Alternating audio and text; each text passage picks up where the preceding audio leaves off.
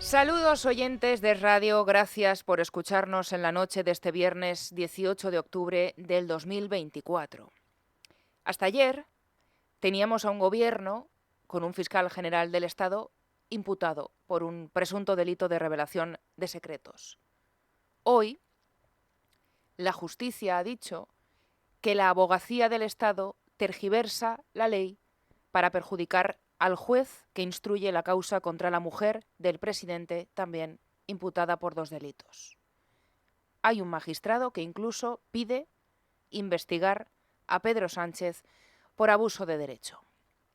Es la noticia de este viernes 18 de octubre que ahora les contaremos y que ha puesto muy nervioso al gobierno, obligándolo a actuar como nunca, vía comunicado que en Moncloa han firmado como fuentes.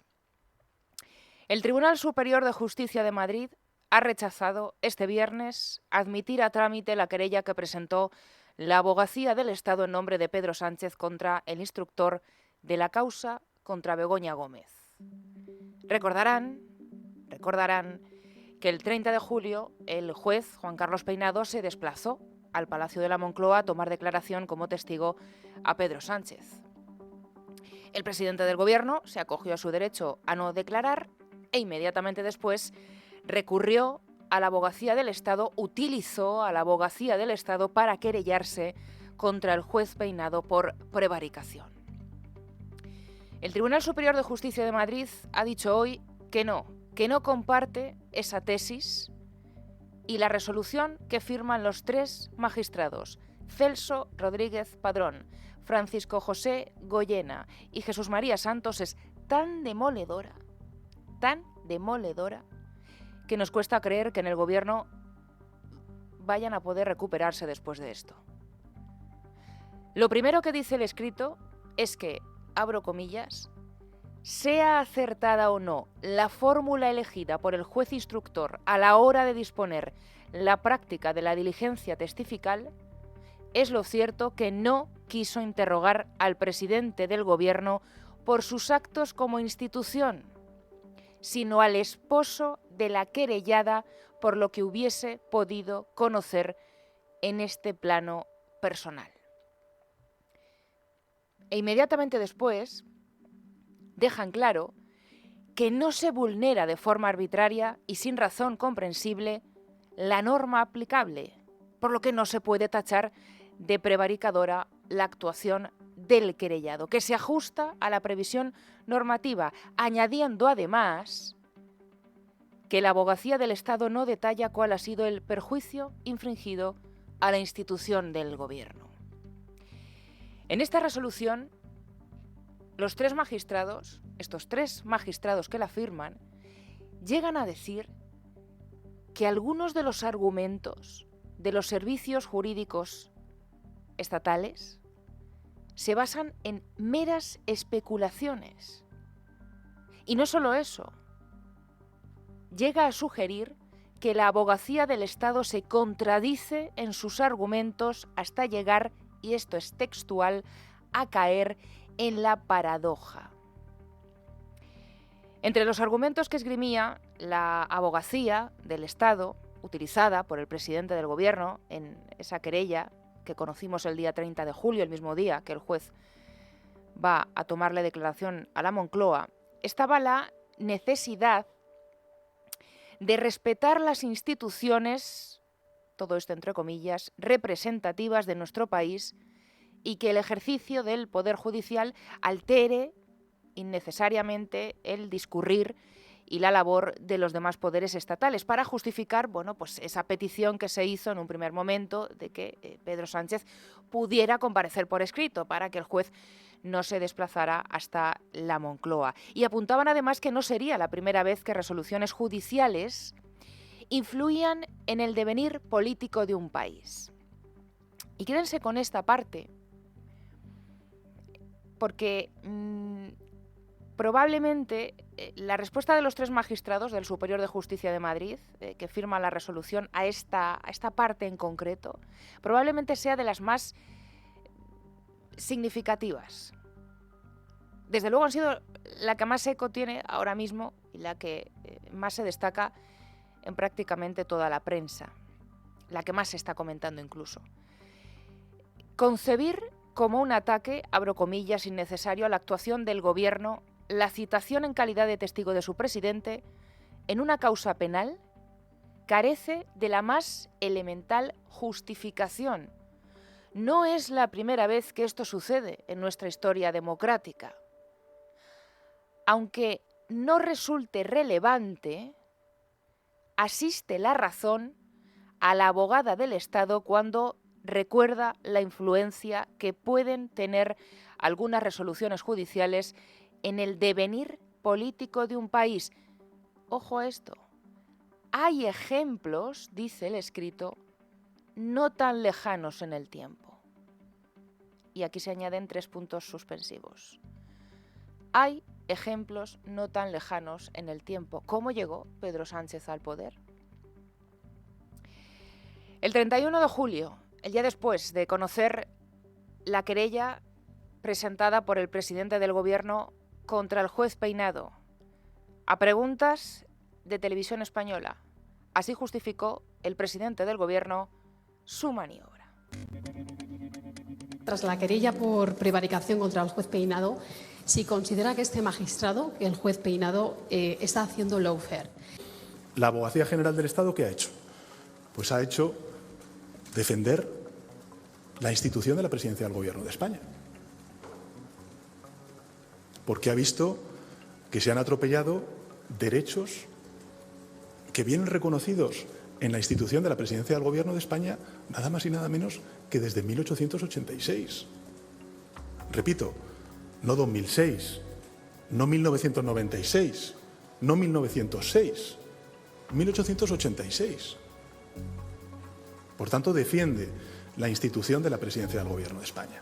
Bueno, se defiende la dignidad de la institución de la Presidencia del Gobierno, se reclama la separación de poderes y yo lo que tengo que trasladarle a la ciudadanía española son 2 cosas. La primera, que el tiempo pondrá las cosas en su sitio y, en segundo lugar, que este Gobierno está a lo importante. Que el tiempo pondrá las cosas en su sitio. Les repito, uno de los párrafos de esa resolución de los 3 magistrados, concebir como un ataque innecesario a la actuación del Gobierno la citación en calidad de testigo de su presidente en una causa penal carece de la más elemental justificación. De los 3 magistrados que firman el escrito, uno de ellos ha aportado además un voto particular, proponiendo abrir una pieza separada para estudiar e imponer a Pedro Sánchez una multa por mala fe procesal. Y el argumento es el siguiente.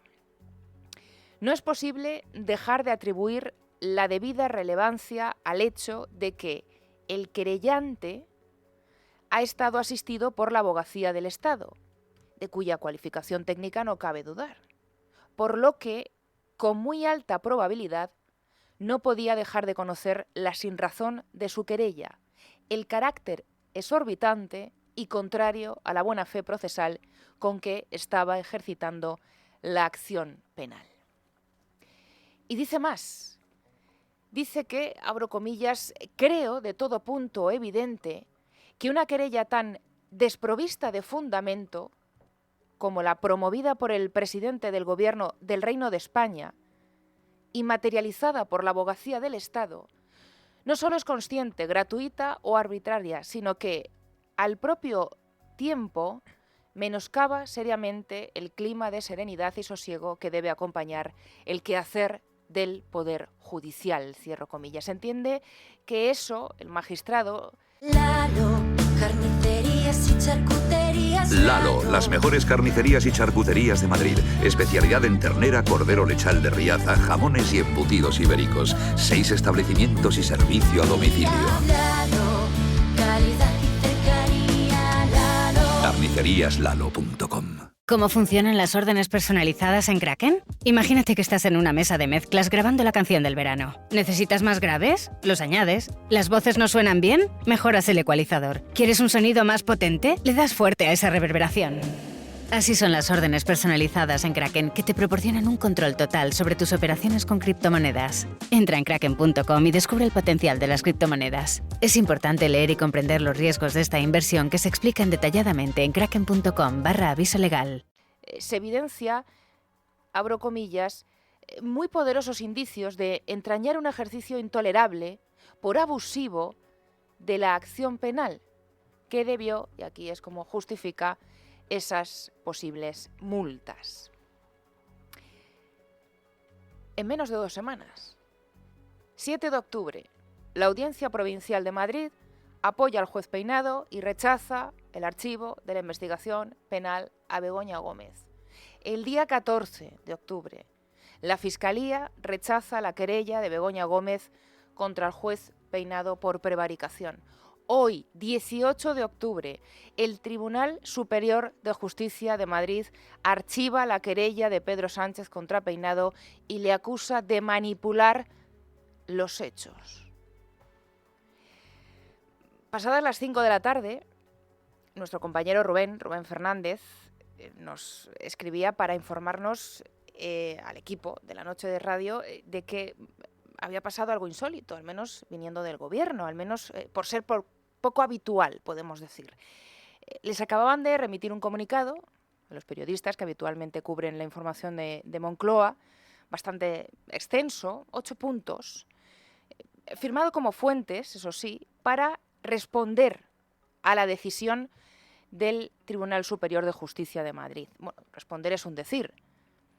Ricardo, muy buenas noches. Buenas noches. Porque empiezan diciendo que respetan, sí, la decisión judicial y acto seguido pasan a atacar a estos 3 magistrados que hoy firman esta resolución. Sí, aseguran que les sorprenden algunas manifestaciones inusuales e innecesarias del auto, porque lo único que pretendía la Presidencia del Gobierno y la Abogacía del Estado era preservar los derechos de Pedro Sánchez y ver si su vulneración podía constituir un delito. Esas fuentes siguen sosteniendo que el verdadero fin de esa declaración ante el juez en Moncloa era convertirla en un instrumento para perjudicar políticamente al gobierno. Dicen también que esa sospecha ha sido cierta, se ha revelado cierta, porque en el mismo día en el que el juez envió las acusaciones acusaciones particulares, la declaración, esta fue filtrada a numerosos medios de comunicación. El gobierno concluye asegurando que su obligación siempre es defender la legalidad, el Estado de Derecho y las instituciones. Claro, esta es otra parte, Ricardo, muy importante de la resolución de los 3 magistrados, la parte del vídeo de Pedro Sánchez, del vídeo de la declaración de aquel 30 de julio. ¿Qué dicen los magistrados sobre esto? Los magistrados en su resolución aseguran textualmente que la grabación de la declaración de un testigo es una práctica generalizada que en sí no vulnera los derechos del afectado, ya sea testigo o investigado. En este punto, el Tribunal Superior de Justicia de Madrid dice que esa grabación es probablemente una garantía más para el presidente del Gobierno y que si se limitara esa práctica supondría una menor transparencia en las actuaciones judiciales. La justicia recuerda, además, que es de obligado cumplimiento trasladar el vídeo de la declaración a las partes personadas, en el caso para evitar una indefensión. Bueno, pues mientras se recomponen en Moncloa nos tenemos que quedar con ese comunicado para hacernos una idea de cómo ha sentado este nuevo varapalo judicial en un mes, hombre, que más que agónico, porque menudo ritmo. Y todavía queda Ábalos también al borde de la imputación. Y todo esto sucede tan solo un día después de que el presidente del Gobierno, ayer, en Bruselas, lo pudieron escuchar además en directo toda su intervención aquí en este programa, se atreviera a verter esta grave acusación.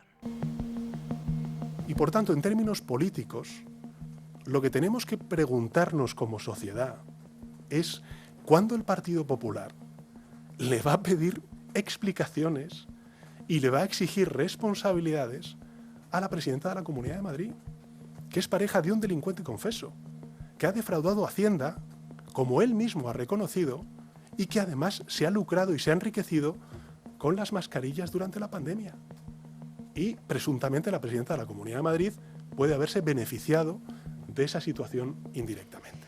Una pena que no se le pudiera preguntar al presidente del Gobierno en qué basaba tal acusación, en qué auto, en qué informes de la UCO, en qué denuncias se habla o se menciona o se desliza que la presidenta de la Comunidad de Madrid se pudiera haber beneficiado de una causa que además no tiene que ver nada con las mascarillas, que esa es otra.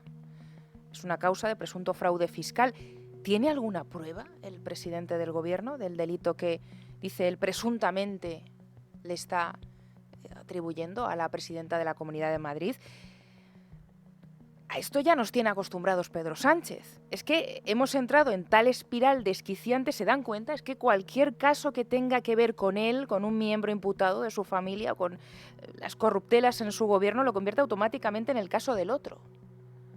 Tenemos a un fiscal general del Estado imputado por primera vez en democracia, que ya fue declarado no idóneo para el cargo por el CGPJ, señalado por el Supremo por desviación de poder, y que puede acabar siendo el primer fiscal general del Estado inhabilitado por sentencia judicial en democracia. Y Pedro Sánchez le pide a Ayuso, cuando le preguntan por este caso, que dimita a ella, porque dice que el fiscal ha hecho lo que tenía que hacer.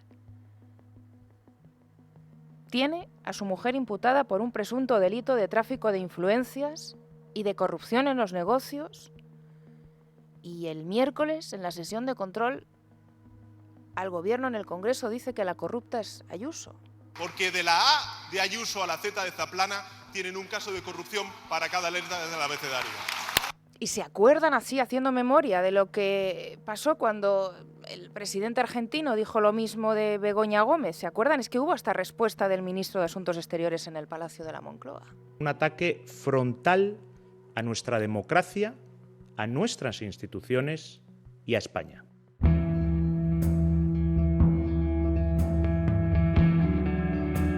Un ataque frontal a nuestra democracia, a nuestras instituciones y a España, de cuando el caso Begoña pasó a ser un asunto de gobierno.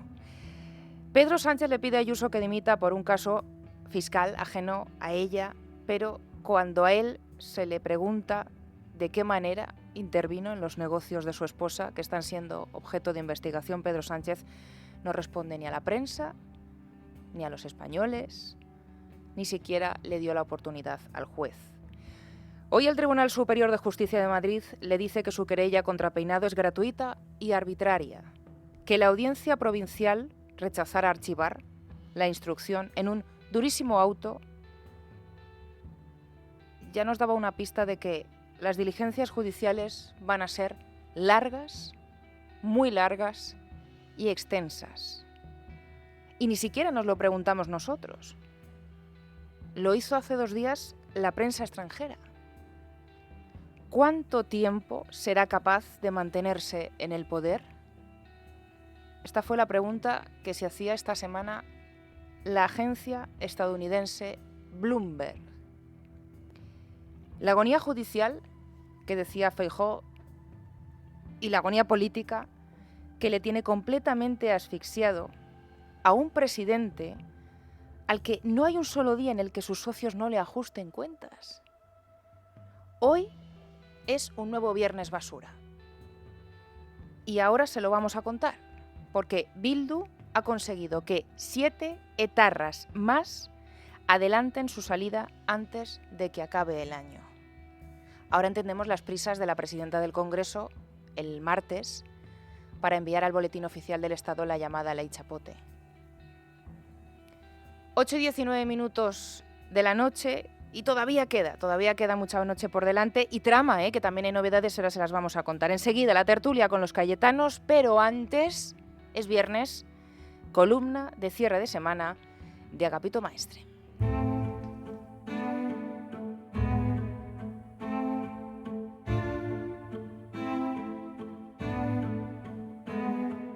Pido la paz y la palabra. ¿Quién habla y escribe mejor en español? ¿Los de aquí o los de allá? ¿Los de América o los de España? Pregunta ociosa, pero nunca inútil. Una nota a pie de página en uno de los libros más cultos y sabios del siglo XX me lo aclara. Antonio Alatorre, en su imprescindible obra Los 1001 años de la lengua española, recuerda el texto de Borges Las alarmas del doctor Américo Castro. Es un comentario crítico al libro de Don Américo La realidad lingüística rioplatense. Castro observaba síntomas de una alteración grave en el castellano de la Argentina Y Borges, que ridiculiza brillantemente tales alarmas, dice que tiene gratísimos recuerdos de los lugares de España en que ha vivido, pero que no ha observado jamás que los españoles hablaran mejor que nosotros. En otro ensayo, nuestro pobre individualismo da un paso más e insinúa que nosotros escribimos mejor que los españoles. Más de una vez, ante las vanas simetrías del estilo español, he sospechado que diferimos insalvablemente de España. Alude muy probablemente al estilo de Ortega y Gasset, que a él le desagradaba, y elogiaba en cambio a Alfonso Reyes, uno de nosotros. Pero inmediatamente el bueno de Borges borra esa insinuación de diferencia entre ellos y nosotros, y recuerda unas humanísimas palabras de Cervantes: allá se lo halla cada uno con su pecado, no es bien que los hombres honrados sean verdugos que los otros hombres, no oyéndoles nada en ello. Y concluye: estas 2 líneas del Quijote han bastado para convencerme del error. Son como el símbolo tranquilo y secreto de nuestra afinidad. Pues eso, amigos, lean Antonio Alatorre, porque yo ahora me voy a escuchar la entrevista de Alejandro Fantino con el bueno de Javier Milei. Qué bellísimo castellano utilizan estos argentinos. Me lo paso estupendamente escuchándolo.